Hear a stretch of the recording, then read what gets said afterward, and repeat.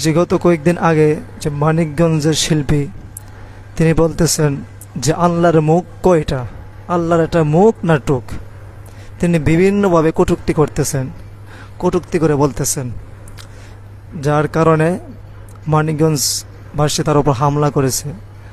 তার সাথে আবার কিছু বাউলদের সাথে কণ্ঠস্বর মিলাচ্ছে। তারা যারা বাউলের সাথে কণ্ঠস্বর মিলাচ্ছে তারা হচ্ছে ফাউল, কারণ ফাউলরাই বাউলরার সাথে যায়, অন্য কেউ যায় না।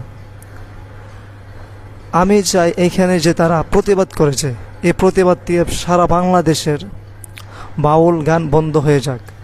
কারণ তারা গানও গায় না, ওয়াজও করে না, তারা কোরআনকে অবমাননা করে, বিভিন্ন সময় আলেমদেরকে অবমাননা করে।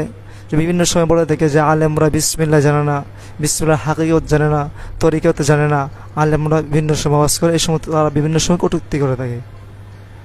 সে বিভিন্ন সময় বিভিন্নভাবে কটূক্তি করেছে এমনইভাবে।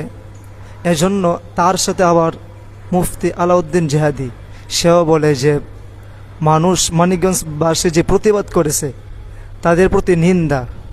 মুফতি আলাউদ্দিন জিহাদিকে আমি বলবো সেও একজন ফাউল লোক, কারণ সে যদি ফাউল লোক না হইতো সে বাউলদের সাথে হাত মিলাতো না, আর সে এই কথা বলতে পারতো না যে